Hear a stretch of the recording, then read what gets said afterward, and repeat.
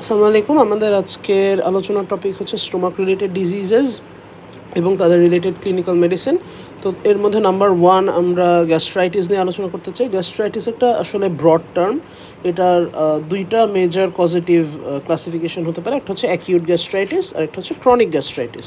Acute গ্যাস্ট্রাইটিসের বিভিন্ন cause হতে পারে। এর মধ্যে ইনফেকশাস কজ হতে পারে, like number 1 most important cause হচ্ছে হেলিকোব্যাক্টার পাইলোরি। দেন হচ্ছে ড্রাগস হতে পারে, এটার একটা পজিটিভ এজেন্ট। তার মধ্যে ইম্পর্টেন্ট ড্রাগ হচ্ছে এনসেইডস। দেন হচ্ছে ফিজিওলজিক্যাল স্ট্রেস অ্যান্ড সাইকোলজিক্যাল স্ট্রেসের জন্য হতে পারে ফিজিওলজিক্যাল স্ট্রেস। তাছাড়া হতে পারে বাইল রিফ্লাক্স। এছাড়া অন্য অন্য ইনফেকশন অ্যান্ড ড্রাগসের জন্য হতে পারে like viral infections, rota virus, adenovirus, astrovirus, এইসব ভাইরাল ইনফেকশনের জন্য হতে পারে। ড্রাগসের মধ্যে আয়রন প্রিপারেশন হতে পারে। অ্যান্ড অলসো একটা ইম্পর্টেন্ট কজ আমি বাদ দিচ্ছি, সেটা হচ্ছে অ্যালকোহল কনজামশন। অ্যালকোহল কনজামশন যদি কেউ করে তাহলে হচ্ছে তার অ্যাকিউট গ্যাস্ট্রাইটিস ডেভেলপ করতে পারে। আচ্ছা, এরপরে হচ্ছে আমাদের ক্রনিক গ্যাস্ট্রাইটিস আমরা দুইটা ভাগে ভাগ করতে পারি। একটা হচ্ছে স্পেসিফিক অ্যান্ড নন স্পেসিফিক। স্পেসিফিকটা রিলেটিভলি রেয়ার, এটাই আমি একটু আগে বলতেছি, যদিও এটা রেয়ার। এখানে হচ্ছে সিস্টেমিক ডিজিজেস লাইক সার্কোইডোসিস করতে পারে।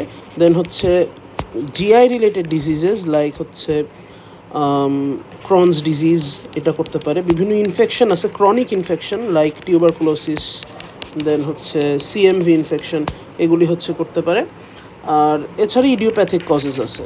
সো এগুলো হচ্ছে specific causes of chronic gastritis. Non স্পেসিফিকের মধ্যে আছে হচ্ছে আমরা যে অ্যাকিউট থেকে দেখতে পাই সেগুলির কয়েকটা আছে, এইচ পাইলোরি, এনসেডস আর হচ্ছে গ্যাস্ট্রেক্টমির পর। সো এগুলি লিখতেছি, H pylori, এনসেড and post gastrectomy. Usually এই অ্যাকিউট গ্যাস্ট্রাইটিস থেকেই আর কি কজ থেকেই আসলে আলটিমেটলি ক্রনিক গ্যাস্ট্রাইটিসটা মেনলি ডেভেলপ করে। অ্যান্ড সেইখান থেকে বিভিন্ন কমপ্লিকেশন ডেভেলপ করতে পারে, ইভেন ক্যান্সার। আচ্ছা, এখন আমি কিছু পার্টিকুলার টাইপ অফ গ্যাস্ট্রাইটিস নিয়ে আলোচনা করতে চাই। তার মধ্যে নাম্বার 1 হচ্ছে অটোইমিউন গ্যাস্ট্রাইটিস। অটোইমিউন গ্যাস্ট্রাইটিসের জন্য আমি মেইনলি দুইটা ট্রায়াঙ্গেল দেবো, তিনটা 6টা পয়েন্ট। একটা ট্রায়াঙ্গেলে হচ্ছে আমি মেজর ফিচার যেগুলো আছে সেগুলি নিয়ে আলাপ করব, আরেকটার মধ্যে হচ্ছে আমরা হিস্টোলজিক্যাল ফিচার্স নিয়ে আলাপ করব। আর ইনফ্যাক্ট আমার মনে হয় এইটুক জানলে এনাফ অটোইমিউন গ্যাস্ট্রাইটিস রিলেটেড। তো এটার মেজর ফিচার হচ্ছে এইখানে যে ইমিউনোগ্লোবুলিন টু প্যারেইটাল সেল ডেভেলপ করে। প্যারেইটাল সেল মেইনলি হচ্ছে যে এই সেলটা HCl সিক্রেট করে স্টোমাকে, সেটার এগেনস্টে অ্যান্টিবডি ডেভেলপ করে। তারপর হচ্ছে এইটা স্টোমাকের বডিতে হয় বাট অ্যান্ট্রামকে স্পেয়ার করে। সো এটা যদি স্টোমাক হয় এইটা শুধু এই বডিতে কনফাইন্ড থাকবে, অ্যান্ট্রামে থাকবে না। সো স্পেয়ার্স অ্যান্ট্রাম, এটা একটা ইম্পর্ট্যান্ট ফিচার। এছাড়া হচ্ছে এই অটোইমিউন যে গ্যাস্ট্রাইটিস, এটার আলটিমেট একটা মেজর কমপ্লিকেশন হচ্ছে পার্নিশিয়াস অ্যানিমিয়া। তো এই হচ্ছে মেজর 3টা ফিচার যেটা আমাদের মাথায় রাখতে হবে। এবং হিস্টোলজিক্যালি আমরা নাম্বার 1 পাবো loss of fundic gland loss. তারপরে হচ্ছে আমরা পাবো chronic inflammation and atrophy of gastric mucosa. So atrophy of mucosa লিখে দিলাম। তারপর হচ্ছে ইন্টেস্টাইনাল মেটাপ্লেশিয়া, জিআই মেটাপ্লেজিয়া লিখে দিই, মেটাপ্লেজিয়া। এটা হচ্ছে আমরা পেতে পারি। সাথে মেটাপ্লেজিয়ার সঙ্গে আমরা একটা হাইপারপ্লেজিয়া পাবো, ECL, যেটা ক্রোমাটোফিন লাইক সেলের হাইপারপ্লেজিয়া, এটাও আমরা সাথে পাবো জিআই মেটাপ্লেজিয়ার সঙ্গে। তো এই হচ্ছে আমাদের অটোইমিউন গ্যাস্ট্রাইটিস। এরপরে আমরা আজকের মেজর আলোচনায় আসতেছি, সেটা হচ্ছে peptic ulcer disease. Peptic ulcer disease এটা আমরা মোটামুটি প্যাথোলজি থেকে জানি যে এটা আলসারেশন ফর্ম করে গ্যাস্ট্রিক মিউকোজায়। আলসার বলতে হচ্ছে রিলেটিভলি ডিপ ইরোশন, মিউকোজাকে ভেদ করে আরও ডিপে চলে যায়। এবং এটা হচ্ছে এই টাইপের হতে পারে, একটা হচ্ছে গ্যাস্ট্রিক পিইউডি বা পেপটিক আলসার ডিজিজ, আর একটা হচ্ছে ডিওডেনাল পিইউডি বা ইন্টেস্টাইনাল পিইউডি।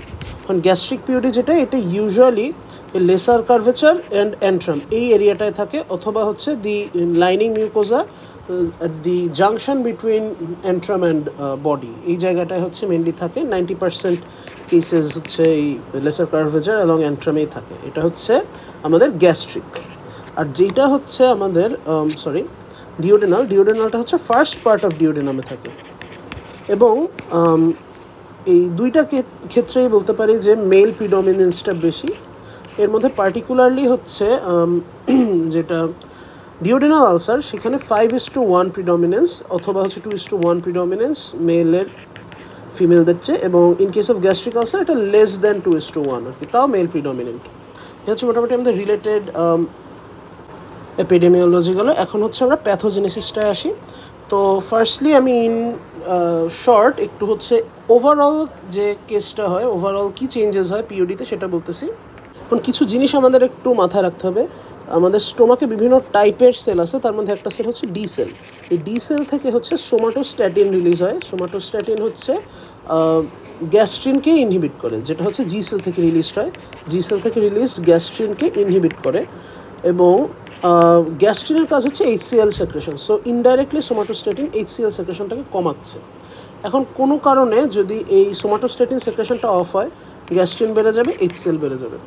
তো এইটাই আলটিমেটলি আসলে পিউডিতে দেখা যায় যে এইটা যদি আমাদের স্টোমাক হয়, এইখানে হচ্ছে আমরা মনে করি ডি সেল আছে, তো ডি সেলের সোমাটোস্ট্যাটিন রিলিজিং ক্যাপাসিটি কমে যাচ্ছে কোনো কারণে।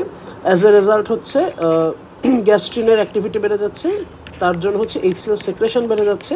এইখানে দুইটা চেঞ্জেস হচ্ছে। নাম্বার 1, এখানে হচ্ছে ইন্টেস্টাইনাল মেটাপ্লেজিয়া দেখা দিচ্ছে, এবং নাম্বার 2 হচ্ছে এই ইন্টেস্টাইনাল মেটাপ্লেজিয়া হচ্ছে এইচসিএল এর ইনজুরির জন্য, এবং নাম্বার 2 হচ্ছে এখানে এইচসিএল ইনডিউসড আলসার ফর্মেশন হচ্ছে।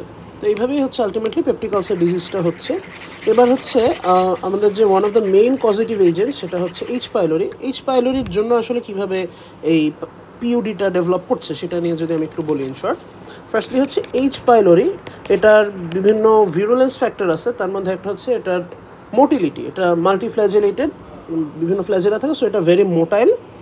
এইটা এই যে গ্যাস্ট্রিক মিউকোজার মিউকাস লেয়ার, এটার নিচে গিয়ে তারা সার্ভাইভ করতে পারে। সো মিউকোজাকে তারা এক্সিড করতে পারে ডিউ টু দেয়ার মোটিলিটি। মোটিলিটির জন্য তারা হচ্ছে আন্ডার মিউকোজা সার্ভাইভ করলো। এখন মিউকোজা লেয়ার আর কি, মানে ব্যাপারটা হচ্ছে মিউকাস লেয়ার, মিউকোজা বলতে তো আসলে লাইনিংটা বোঝায়। মিউকাস যে লেয়ারটা, এটা যদি আমরা স্টোমাক ধরি, এটা হচ্ছে স্টোমাকের মিউকোজা ধরলাম, তো স্টোমাকের মিউকোজাকে কভার করে থাকে একটা মিউকাস লেয়ার। সো এইচ পাইলোরিটা এসে এই মিউকাস লেয়ারের আন্ডারে সার্ভাইভ করতে পারে। এখন হচ্ছে তাদের টার্গেট মিউকোজাল লেয়ার, যেটা মিউকোজার সঙ্গে তারা অ্যাটাচড হবে। তো অ্যাটাচ করার জন্য তাদের একটা প্রোটিন আছে, সেটার নাম হচ্ছে ব্যাব এ প্রোটিন বা অ্যাডহেসিন, ব্যাব এ প্রোটিন অর অ্যাডহেসিন। অ্যাডহেসিন দিয়ে তারা অ্যাটাচমেন্টের পর ইউরিয়েজ প্রডিউস করে। এই ইউরিয়েজ যেটা করে, ইউরিয়েজ হচ্ছে ইউরিয়াকে ভেঙে অ্যামোনিয়া ক্রিয়েট করে। এই অ্যামোনিয়া হচ্ছে যে গ্যাস্ট্রিক এইচসিএলকে নিউট্রালাইজ করে দেয়, কারণ NH3টা হচ্ছে বেসিক্যালি অ্যালকালাই টাইপের ইন নেচার, অ্যান্ড HCl হচ্ছে অ্যাসিডিক। সো এটা নিউট্রালাইজ হওয়ার কারণে এইচ পাইলোরির গ্রোথটা ফ্যাসিলিটেটেড হয়। দেন হচ্ছে তারা অন্য যে ফ্যাক্টরসগুলো এগুলো সেক্রেট করতে পারে। এর মধ্যে একটা হচ্ছে ক্যাগ এ প্রোটিন, আরেকটা হচ্ছে ভ্যাক এ প্রোটিন। ভ্যাক হচ্ছে ভ্যাকিউল থেকে আসছে। এই ভ্যাক এ হচ্ছে একটা মাইক্রোপোর ক্রিয়েট করতে পারে, যার কারণে হচ্ছে গ্যাস্ট্রিক মিউকোজায় একটা এরকম করে মানে পারমিয়াবিলিটি বেড়ে যায়, বিভিন্ন আয়ন্স বের হয়ে যায়, টক্সিক এলিমেন্টস ভিতরে ঢুকে যায়। সো এই গ্যাস্ট্রিক মিউকোজাল ড্যামেজ হয়। আর ক্যাগে হচ্ছে অ্যাপোপ্টোসিসটাকে করে স্টিমুলেট করে। সো আলটিমেটলি দুইটার এফেক্টে গ্যাস্ট্রিক মিউকোজাল ডেথ হয়, গ্যাস্ট্রিক মিউকোজাল ডেথটা ফ্যাসিলিটেটেড হয়, অ্যান্ড অ্যাজ এ রেজাল্ট একটা সময় আলসার ডেভেলপ করে। এই গেল হচ্ছে আমাদের প্যাথোজেনেসিস ইন ব্রিফ। এবার আমরা একটু ক্লিনিক্যাল ফিচার নিয়ে আলাপ করব। ক্লিনিক্যাল ফিচারটা আমাদের প্যাথোজেনেসিস গেল। ক্লিনিক্যাল ফিচারটা একটা ট্রায়াড হিসেবে আমরা চিন্তা করতে পারি, 3 E's। একটা ইতে হচ্ছে এপিগ্যাস্ট্রিক লোকাল পেন, মানে লোকালাইজড এপিগ্যাস্ট্রিক পেইন। নাম্বার 2 যে ইটা, এই ইতে এপিজোডিক পেন, মানে পেইনটা কনস্ট্যান্ট থাকতেছে না, মাঝে মাঝে হইতেছে। এবং থার্ড ইতে হচ্ছে ইট, মানে খাবারের সঙ্গে এই পেইনটা রিলেটেড। কিছু কিছু ক্ষেত্রে যেরকম হচ্ছে গ্যাস্ট্রিক আলসারে খাবার খাওয়ার পর পেইন বাড়বে, এবং ডিউডেনাল আলসারে খাবার খাওয়ার পর পেইন কমে যাবে। তো এরকম হচ্ছে বিভিন্ন টাইপের ফুড রিলেটেড আর কি চেঞ্জেস দেখা যেতে পারে। এই হচ্ছে দ্য ক্লাসিক্যাল প্রেজেন্টেশন। এছাড়া অন্য কিছু লেস কমন প্রেজেন্টেশন থাকতে পারে। অনেক ক্ষেত্রে দেখা যায় যে এই পেইনটা হচ্ছে less prominent feature. Only feature হচ্ছে anaemia due to occult blood loss. এটা হচ্ছে একমাত্র ফিচার, কারণ হচ্ছে আচ্ছা এর সাথে হচ্ছে থাকতে পারে, হেমাটোমেসিস থাকতে পারে এবং other features of blood loss থাকতে পারে, আর acute bleeding without pain from mouth, এরকম আর কি বিভিন্ন আর কি ফিচার্স থাকতে পারে। তো এটা একটা প্রেজেন্টেশন হতে পারে। আরেকটা প্রেজেন্টেশন হচ্ছে occasional vomiting. Mind you, occasional মানে হচ্ছে এটা মাঝে মাঝে থাকতেছে, পারসিস্টেন্ট হলে সেটা গ্যাস্ট্রিক আউটলেট অবস্ট্রাকশনকে ইন্ডিকেট করে। সো এটা অকেশনালি যদি থাকে, এটা অ্যারাউন্ড 30-40% পেশেন্টসে দেখা যায় এবং এটা একটা ইন্ডিকেটিং ফিচার ইন পিওডি। এছাড়া হচ্ছে অ্যাবাউট 1/3 পপুলেশনে হচ্ছে এরকম পেইন লেস একটা প্রমিনেন্ট ফিচার। এই ক্ষেত্রে হচ্ছে অ্যানোরেক্সিয়া, ওয়েট লস, এগুলি হচ্ছে প্রমিনেন্ট থাকে এবং এইটা মেইনলি যারা এনসেড ক্রনিক ইউজার তাদের ক্ষেত্রে মেইনলি দেখা যায়। তো এই আমাদের clinical feature. But I guess most যে ইম্পর্টেন্ট ফিচার টু নোট হচ্ছে এই যে 3 E's দিয়ে episodic pain, epigastric pain and change of abdominal pain with eating. এরপর হচ্ছে ইনভেস্টিগেশন। ইনভেস্টিগেশনটা দুইটা ভাগে ভাগ করা যায়। এটার মধ্যে হচ্ছে কমন যে সিস্টেমটা সেটা হচ্ছে endoscopy with biopsy. Endoscopy with biopsy যে কোনো কজে পেপটিক আলসার ডিজিজের জন্য ইনভেস্টিগেশন অফ চয়েস। বাট যদি এইচ পাইলোরি সাসপেক্ট করা হয় সেটা আবার কনফার্ম করতে হয়। এটা কনফার্মেশনের জন্য এইচ পাইলোরির জন্য দুইটা স্টেপে আর কি করা হয়, ইনভেস্টিগেট করা হয়। নাম্বার 1, ইনভেসিভ কিছু প্রসিজার আছে যার মধ্যে হচ্ছে বায়োপসি আছে, বায়োপসি। এছাড়া নন ইনভেসিভ কিছু ফিচার্স আছে, টেস্টস আছে। তো আমি এক এক করে বলতেছি। বায়োপসিটা হিস্টোলজিক্যাল ফিচার্স দেখার জন্য আর কি ইম্পর্ট্যান্ট এইচ পাইলোরির ক্ষেত্রে। এটা খুবই স্পেসিফিক কিন্তু সেন্সিটিভ না, সেন্সিটিভিটি একটু কম, ফলস নেগেটিভ আসতে পারে এবং এটা হচ্ছে একটু লং টার্ম প্রসিজার যে কোনো বায়োপসির মতো। এছাড়া অন্য হচ্ছে র্যাপিড ইউডিএস টেস্ট আছে। র্যাপিড ইউডিএস টেস্টটা হচ্ছে রিলেটিভলি চিপ এবং কুইক, কিন্তু এটার সেন্সিটিভিটি একটু রিলেটিভলি কম, 85% সেন্সিটিভ। আর এছাড়া র্যাপিড ইউডিএস টেস্ট ছাড়া আরও ইনভেসিভ প্রসিজার আছে লাইক কালচার, মাইক্রোবায়োলজিক্যাল কালচার। এটা হচ্ছে যে কোনো স্পেসিমেন নিয়ে আর কি করতে হবে, সো এখানে আর কি ঢুকতে হবে স্টোমাক পর্যন্ত। এই কালচারটা হচ্ছে গোল্ড স্ট্যান্ডার্ড মনে করা হয় এবং এটা হচ্ছে কালচারের সঙ্গে সেন্সিটিভিটি করা হয়, সো অ্যান্টিবায়োটিক সেন্সিটিভিটি এখান থেকে নির্ণয় করা যায়। বাট এটার in case of diagnostic sensitivity এটা হচ্ছে লেস সেন্সিটিভ।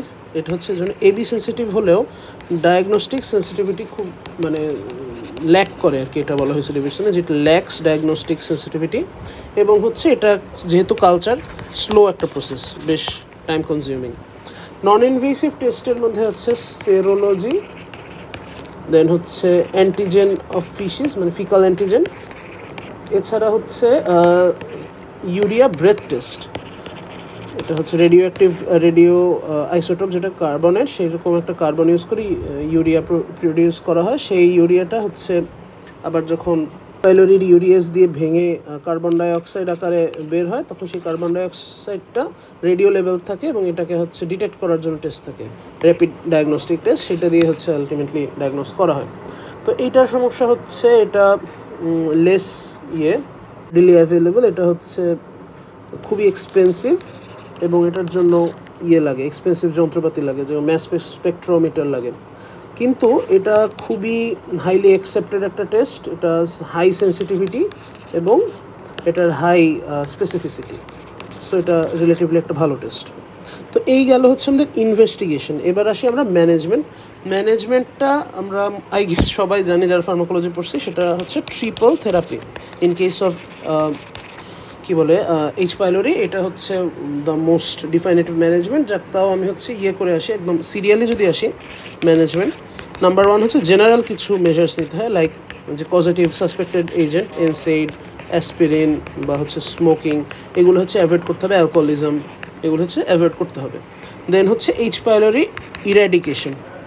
এইচ পাইলোরি ইরাডিকেশনের জন্য হচ্ছে ট্রিপল থেরাপিটা ইন্ডিকেটেড।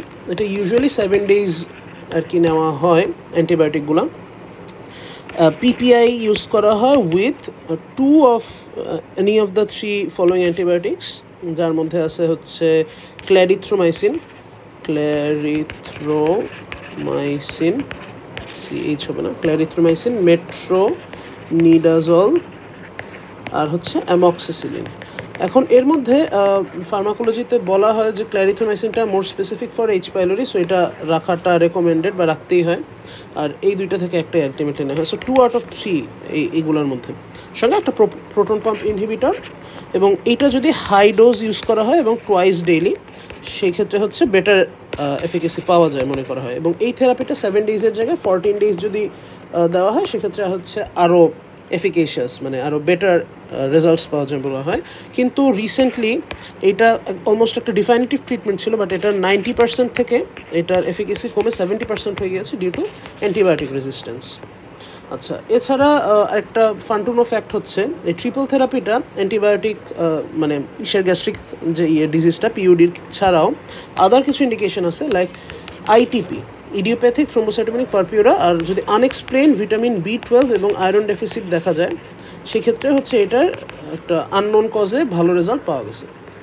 আচ্ছা, এরপরে হচ্ছে আমি আলোচনা করতে চাই ট্রিপল থেরাপির ইয়েগুলো নিয়ে, সাইড এফেক্টগুলো নিয়ে। মেনলি সব gastric related side effect, diarrhoea, then হচ্ছে নোসিয়া, ভমিটিং, অফেন হচ্ছে আবার ফ্লাশিংয়ের কথাও বলে যে ফ্লাশিংও দেখা যায়, অ্যাবডোমিনাল ক্র্যাম্প দেখা যায়, দেন হচ্ছে হেডেক্স দেখা যেতে পারে, দেন র্যাশ ডেভেলপ করতে পারে। এগুলো নন স্পেসিফিক সব সাইন্স অ্যান্ড সিমটম। এর মধ্যে মোস্ট প্রমিনেন্ট হচ্ছে ডায়রিয়া, 30 to 50% কেসেসে দেখা যায়, এবং যেহেতু অ্যান্টিবায়োটিক এখানে ইনভলভ ব্রড স্পেকট্রাম, সেহেতু সি ডেফিসিলি রিলেটেড ইনফেকশনও আর কি জিআইটিতে দেখা যেতে পারে।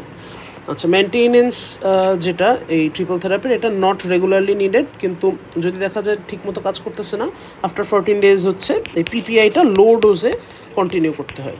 এটা হচ্ছে মেনটেনেন্স। আচ্ছা, এরপরে আমাদের গেল হচ্ছে ম্যানেজমেন্টের মধ্যে general consideration, H pylori education. এরপরে কনসিডার করতে হবে আমাদের সার্জারি বেসিক্যালি বিলিরথ 1 or 2 যেটা যখন নিডেড এটা করা হয়। এছাড়া 2টা হচ্ছে মনে হয় জায়েন্ট আলসার হলে ইউজুয়ালি করা হয় বড় হলে, আর বিলিরথ 1 যেটা হচ্ছে পার্শিয়াল গ্যাস্ট্রেক্টমি।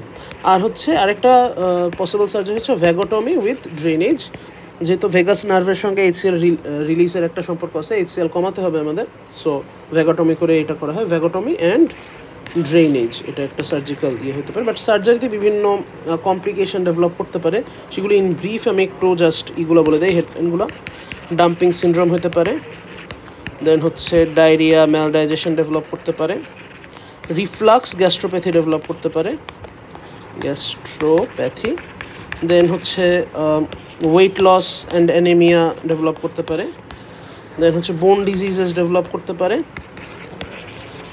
এবং দুঃখজনকভাবে কার্সিনোমা অফ স্টোমাকও ডেভেলপ করতে পারে। কার্সিনোমা অফ স্টোমাকই আমরা নেক্সট আলোচনা করব, তার আগে খুবই ইন ব্রিফ আমি আরেকটা ডিজিজ একটু বলে নিতে চাই, সেটার নাম হচ্ছে মেনেট্রিয়ার্স ডিজিজ। এটা খুব ইন্টারেস্টিং একটা ডিজিজ, কারণ হচ্ছে এখানে দেখা যায় যে আমাদের যে গ্যাস্ট্রিক পিটসে যে থাকে, গ্যাস্ট্রিক গ্ল্যান্ড থাকে, এগুলো হচ্ছে ইনলার্জড হয়ে যায়, এবং গ্যাস্ট্রিক পিটসগুলো এরকম টর্সিয়াস থাকে। খুব ইন্টারেস্টিং এন্ডোস্কোপিক ফাইন্ডিং পাওয়া যায়, এরকম হচ্ছে লার্জ ফোল্ডস, মানে ওভারঅল হচ্ছে এই বিশাল গ্যাস্ট্রিক ফোল্ড পাওয়া যাবে, এই অনেক বড় ভাঁজ, মানে এরকম বিশাল ভাঁজ পাওয়া যাবে ইন এন্ডোস্কোপি। তো বেসিক্যালি এখানে প্যাথোলজি হচ্ছে এই স্টোমাকের যে chief cell and parietal cell দিয়ে এইচসিএল সেক্রেট হয়, চিফ সেল থেকে পেপসিনোজেন সেক্রেট হয়। তো এই চিফ সেল এবং প্যারিটাল সেল হচ্ছে মিউকাস সেক্রেটিং সেল দিয়ে রিপ্লেসড হয়ে যায়, এবং এই সব ক্ষেত্রে দেখা যায় হচ্ছে TGF অ্যালফার পরিমাণটা অনেক বেশি। কেন তারা আসে তা জানি না, কিন্তু তাদের পরিমাণটা অনেক বেশি দেখা যায়, যার কারণে হচ্ছে গ্যাস্ট্রিক মিউকোজাল ফোল্ডিংটা বেড়ে যায়, এবং হচ্ছে এরকম একটা ইনলার্জ একটা অ্যাপিয়ারেন্স অফ স্টোমাক মিউকোজা দেখা যেতে পারে। তো ক্লিনিক্যাল ফিচার্সে আমরা পাবো রিডিউসড এইচসিএল, হাইপোক্লোরহাইড্রিয়া, এটা রিলেটেড আপার জিআই সিমটমস পাওয়া যেতে পারে, যেহেতু হচ্ছে প্যারিটাল সেল রিপ্লেস করে ফেলতেছে মিউকোজাল সেল। আবার হচ্ছে পেপসিনও কম, চিফ সেল যেহেতু কম, সো রিডিউসড পেপসিনের জন্য দেখা যায় প্রোটিন অ্যাবজর্পশন কমে যায়, রিডিউসড প্রোটিন অ্যাবজর্পশন, যার কারণে হচ্ছে কী বলে এটাকে, প্রোটিন লুজিং এন্টেরোপ্যাথি ডেভেলপ করতে পারে, এন্টেরোপ্যাথি। তো আমাদের ডায়াগনোসিসের জন্য এই ক্ষেত্রে অবশ্যই এন্ডোস্কোপি উইথ বায়োপসি দরকার, যেটা আগে বললাম, এবং ফাইন্ডিংটাও বলে দিচ্ছে যে ইনলার্জ নডুলার এবং কোর্স ফোল্ডস পাওয়া যেতে পারে। আর ট্রিটমেন্ট হচ্ছে প্রোটন পাম্প ইনহিবিটার কনজারভেটিভ হিসাবে, আবার সার্জিক্যাল ট্রিটমেন্টও কনজারভেটিভ, আচ্ছা সার্জিক্যাল ট্রিটমেন্টও ইউজ করা যেতে পারে, পার্টিকুলারলি হচ্ছে পার্শিয়াল গ্যাস্ট্রোপ্যাথি, গ্যাস্ট্রেকটমি। এটা হচ্ছে আমাদের মেরিটরিয়াস ডিজিজের ট্রিটমেন্ট। এবং আমাদের নেক্সট এবং ফাইনাল টপিক হচ্ছে কার্সিনোমা অফ স্টোমাক। আমাদের লাস্ট টপিক হচ্ছে গ্যাস্ট্রিক ক্যান্সার। তো এইটা 90% কেসেসে অ্যাডিনোকার্সিনোমা হয় এবং এটা মার্কলি ওল্ড এজের পেশেন্টদের ক্ষেত্রে বেশি দেখা যায়, পার্টিকুলারলি 50 ইয়ার্স ওল্ডের পর যারা, তাদের ক্ষেত্রে আর কি ইনসিডেন্সটা রাইজ করে এবং usually male predominant, 2 times more likely মেলদের ক্ষেত্রে, যদিও এই 50 ইয়ার্সের পর মেল ফিমেল দুজনের ক্ষেত্রে একটা মার্ক রাইজ দেখা যায়। এবং কান্ট্রিজের মধ্যে জাপান, চায়না, সাউথ কোরিয়া, মানে ইস্ট এশিয়ার যে ইয়েগুলা দেশগুলি, এরা হচ্ছে বেশি সাসেপ্টেবল। এছাড়াও হচ্ছে সাউথ আমেরিকা এবং ইস্ট ইউরোপেও ইনক্রিজড ইনসিডেন্স দেখা যায়। এবার আসি আমরা প্যাথোফিজিওলজিটা কি গ্যাস্ট্রিক ইস্যু, এটা রিলেটিভলি কমপ্লেক্স, তাও আমি ইনশর্ট বলার ট্রাই করতেছি। ফার্স্টলি হচ্ছে এইচ পাইলোরি অ্যাসোসিয়েটেড যে গ্যাস্ট্রাইটিস, সেটা থেকে এটা ডেভেলপ করতে পারে। এইচ পাইলোরি যে ক্যাগ এ একটা প্রোটিন রিলিজ করে, সেটা হচ্ছে গ্যাস্ট্রাইটিস কজ করে। নর্মাল মিউকোজাকে ক্রনিক অ্যাট্রোফিক গ্যাস্ট্রাইটিসের কনভার্ট করে, অ্যাট্রোফিক গ্যাস্ট্রাইটিস। তো এইখান থেকে যেটা হয়, আচ্ছা, আর এইচ পাইলোরির অ্যাডেড কিছু নেগেটিভ এফেক্ট হচ্ছে রিঅ্যাক্টিভ অক্সিজেন স্পিসিস, এইটার জেনারেশন বাড়ায় দেয়, আর হচ্ছে অ্যাসকর্বিক অ্যাসিড এইটার পরিমাণ কমিয়ে দেয়। অ্যাসকর্বিক অ্যাসিড একটা ন্যাচারাল অ্যান্টিঅক্সিডেন্ট, আর আরওএস যেটা, এটা হচ্ছে ন্যাচারালি আর কি একটা অক্সিডেন্ট। সো এদের আর কি ইন্টারাকশনের জন্য ফ্রি র্যাডিক্যাল মেডিয়েটেড ড্যামেজটা বেড়ে যায়। আচ্ছা, যাই হোক, তো ক্রনিক অ্যাট্রোফিক গ্যাস্ট্রাইটিস থেকে হচ্ছে কয়েকটা চেঞ্জ আসতে পারে। নাম্বার 1 হচ্ছে অ্যাক্লোরহাইড্রিয়া, মানে HCl সেক্রেশন কম। এখন HCl সেক্রেশন কম হওয়ার কারণে হচ্ছে যে ব্যাকটেরিয়াগুলি স্টোমাককে আর কি ইউজুয়ালি কলোনাইজ করতে পারে না, সো ব্যাকটেরিয়ার কলোনাইজেশনগুলো বেড়ে যায়। সো ইনক্রিজ ব্যাকটেরিয়াল কলোনাইজেশন বেড়ে যাওয়ার কারণে হচ্ছে ব্যাকটেরিয়া থেকে আবার কিছু এনজাইমস সেপারেটেড হয়। এই এনজাইমসগুলো যেটা করে, আমাদের ডায়েটারি যে নাইট্রেট আছে, ডায়েটারি নাইট্রেট, এদের তারা কনভার্ট করে নাইট্রোজ অ্যামিন কম্পাউন্ডে কনভার্ট করে। আচ্ছা, আর HCl কমানো ছাড়া আরেকটা তাদের চেঞ্জ হচ্ছে ইন্টেস্টাইনাল মেটাপ্লেজিয়া করতে পারে। ইন্টেস্টাইনাল মেটাপ্লেজিয়া, যেখান থেকে হচ্ছে ডিসপ্লেজিয়া হয় এবং ডিসপ্লেজিয়া থেকে আলটিমেটলি ক্যান্সার হয়। এখন এই যে নাইট্রোজামিন, এ হচ্ছে এই মেটাপ্লেজিয়া টু ডিসপ্লেজিয়া ট্রান্সফরমেশনটাও প্রমোট করে, আবার ডিসপ্লেজিয়া টু ক্যান্সার চেঞ্জটাও প্রমোট করে। অন্যদিকে স্মোকিং এবং ডায়েট যেটা, সেটা হচ্ছে সিমিলারলি এই দুইটাকে ইনফ্লুয়েন্স করে। Intestinal metaplasia to dysplasia and dysplasia to cancer, এটা স্মোকিং এবং ডায়েট যেটা মানে নন রেকমেন্ডেড যে ডায়েটটা, পার্টিকুলারলি হচ্ছে লো ভিটামিন ডায়েট, বিশেষ করে হচ্ছে ফ্রুটস ভেজিটেবলস কম, ভিটামিন সি, ভিটামিন এ কম আলা ডায়েটগুলো হচ্ছে এই ক্ষেত্রে গ্যাস্ট্রিক ক্যান্সারকে প্রিডিসপোজ করতে পারে। সো ওভারঅল আমরা যদি আবার একটু রিক্যাপ করি যে কী কী ভিরুলেন্স ফ্যাক্টর আছে, নাম্বার 1 হচ্ছে এইচ পাইলোরি, একটা ভিরুলেন্স ফ্যাক্টর তো না, রিস্ক ফ্যাক্টর গ্যাস্ট্রিক ক্যান্সারের। নাম্বার 1 এইচ পাইলোরি, তারপর আমরা পেলাম স্মোকিং, তারপর হচ্ছে ডায়েটারি অ্যাসোসিয়েশন 2-3, এছাড়া হচ্ছে আরেকটা হইতে পারে অ্যালকোহল ছাড়া হচ্ছে যদি কোনো কারণে গ্যাস্ট্রাইটিস ডেভেলপ করে, যেমন অটোইমিউন গ্যাস্ট্রাইটিস যদি থাকে, সেক্ষেত্রে হচ্ছে চান্সেস বেশি, এটা আমরা অটোইমিউন গ্যাস্ট্রাইটিসে পড়ছিলাম। তাছাড়া হচ্ছে যদি কোনো পলিপ থাকে, লাইক অ্যাডিনোমেটাস, যদি গ্যাস্ট্রিক পলিপ থাকে সেটা ইজিলি ট্রান্সফার হতে পারে। তারপর হচ্ছে যদি কারো ফ্যাপ থাকে, মানে ফ্যামিলিয়াল অ্যাডিনোমাটাস পলিপোসিস সিনড্রোম, বা হচ্ছে যদি কারো যেটা অন্য ভ্যারাইটি ফ্যাপের হেরিডিটারি ডিফিউজ গ্যাস্ট্রিক ক্যান্সার ফ্যামিলির যে সেগুলো যে কোনো জেনেটিক যদি এরকম থাকে, পলিপের টেন্ডেন্সি থাকে, তাহলে হচ্ছে চান্সেস বেশি। কারো যদি মিনাট্রিয়ার্স ডিজিজ থাকে, যেটা হচ্ছে একটা প্রিম্যালিগনেন্ট কন্ডিশন, আমরা আগেই দেখছিলাম, সেক্ষেত্রে হচ্ছে চান্সেস বেশি থাকে। তারপরে হচ্ছে যদি কারো গ্যাস্ট্রেকটমির হিস্ট্রি থাকে, তাদের ক্ষেত্রে হচ্ছে রিস্ক বেশি। তো এরকম বেশ কিছু কজেস আমরা দেখে নিলাম। এরপর আমরা হচ্ছে আসি ক্লিনিক্যাল ফিচার্স কী কী হতে পারে একটা গ্যাস্ট্রিক ক্যান্সারের পেশেন্টের। তো আর্লি স্টেজে গ্যাস্ট্রিক ক্যান্সারটা অ্যাসিমটোম্যাটিক থাকে এবং ইনসিডেন্টালি ডিসপেপসিয়া ডায়াগনোস করতে গিয়ে অনেক সময় দেখা যায় যে এই গ্যাস্ট্রিক ক্যান্সার আছে, ইনসিডেন্টাল ডায়াগনোসিস হয়ে যায়। এছাড়া অ্যাডভান্স স্টেজে কিছু পার্টিকুলার ফিচার্স আছে। আমি যদি মেইনটা বলি, মেইন হচ্ছে ওয়েট লস, খাবার খেতে পারতেছে না, সো অ্যানোরেক্সিয়া থাকবে, অ্যানোরেক্সিয়া থেকে ওয়েট লস হবে, এটা 66% কেসেসে দেখা যায়। তারপরে হচ্ছে আলসার লাইক পেইন, একটু পেইন থাকবে, এইটা হচ্ছে অ্যারাউন্ড 50% কেসেসে দেখা যায়। এছাড়া হচ্ছে অ্যানোরেক্সিয়া, যেটা আগে বললাম, অ্যানোরেক্সিয়া অ্যান্ড নজিয়া, এটা থাকবে অ্যারাউন্ড 33% কেসেসে, 1/3 কেসেসে। এছাড়া হচ্ছে আদার মানে লেস কমন সিমটমস, যেগুলোর মধ্যে আছে ডিসপেপসিয়া, মেলেনা, হেমাটেমেসিস, আবার হচ্ছে আর্লি স্যাচিয়েটি, এগুলি হচ্ছে প্রেজেন্ট করতে পারে। তাছাড়া অন্য অন্য সিমটম আছে, লাইক ওকাল্ট ব্লাড লসের জন্য হচ্ছে অ্যানিমিয়া ডেভেলপ করতে পারে। তারপরে হচ্ছে যদি আমাদের এই গ্যাস্ট্রিক ক্যান্সারটা এই এরিয়াতে হয়, মানে হচ্ছে কার্ডিয়ার এরিয়াতে হয়, দেন হচ্ছে ডিসফেজিয়া ডেভেলপ করতে পারে। সো নাম্বার 4 ফিচার হচ্ছে ডিসফেজিয়া, এটা প্রবাবল একটা ফিচার। আর যদি মেটাস্টেসিস হয়ে যায়, সেক্ষেত্রে হচ্ছে যেখানে মেটাস্টেসাইজ করবে সেখানে সিমটমগুলি ডেভেলপ করতে পারে, লাইক যদি লিভার মেটাস্টেসিস হয়, একটা কমন সাইট অফ মেটাস্টেসিস, দেন হচ্ছে জন্ডিস অ্যান্ড অ্যাসাইটিস ডেভেলপ করতে পারে।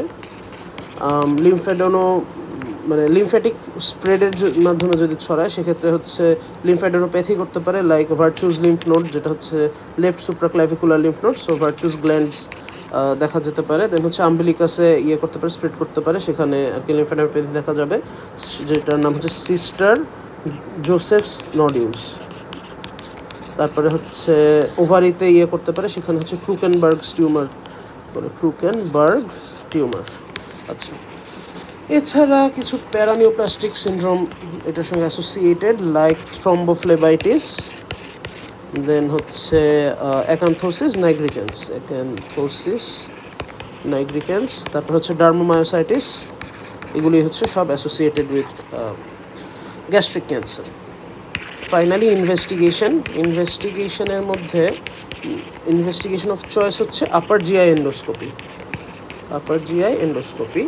এখানে মাল্টিপল বায়োপসি নেওয়া হয় অন মাল্টিপল ওকেশনস, এবং হচ্ছে স্টেজিং করার জন্য কিছু পার্টিকুলার টেস্ট করা হয়, পার্টিকুলারলি লোকাল ইনভেশন দেখার জন্য এন্ডোস্কোপি গাইডেড আলট্রাসোনোগ্রাম, তারপর হচ্ছে আলট্রাসোনোগ্রাম গাইডেড এন্ডোস্কোপি, আর হচ্ছে সিটি স্ক্যান করা হয়, এটা লোকাল ইনভেশন দেখার জন্য, আর হচ্ছে ল্যাপারোস্কোপি, এটা পেরিটোনিয়াম মেটাস্টেসিস দেখার জন্য করা হয়ে থাকতে পারে। ট্রিটমেন্টটা হচ্ছে বেসিক্যালি এক কথায় বলে সার্জারি। লোকালি অ্যাডভান্স যে টিউমারগুলো, এর ক্ষেত্রে হচ্ছে পুরা স্টোমাকটাকে রিসেক্ট করে ফেলতে হয়, সাথে হচ্ছে লোকাল লিম্ফ নোডসগুলোও রিসেক্ট করে ফেলতে হয়, এবং প্রেফারেবলি স্প্লিনকে প্রিজার্ভ করতে হয়। আর যদি হচ্ছে এইটা কার্ডিয়াকে ইনভলভ করে, সেক্ষেত্রে হচ্ছে ডিস্টাল ইসোফেগাসটাকেও কেটে ফেলতে হয়।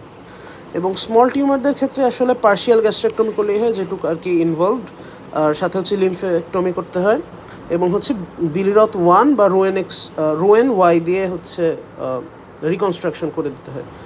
যাই হোক, এগুলি সার্জারির আর কি ব্যাপার স্যাপার। এছাড়া পেরি অপারেটিভ কেমোথেরাপি ইউজ করা হয়ে থাকতে পারে, লাইক 5-ফ্লোরোইউরাসিল, দেন হচ্ছে সিসপ্লেটিন, তারপর এপিরুবিসিন, এগুলি হচ্ছে পেরি অপারেটিভ কেমোথেরাপিটিক এজেন্ট, যেগুলো ইউজ করা যেতে পারে।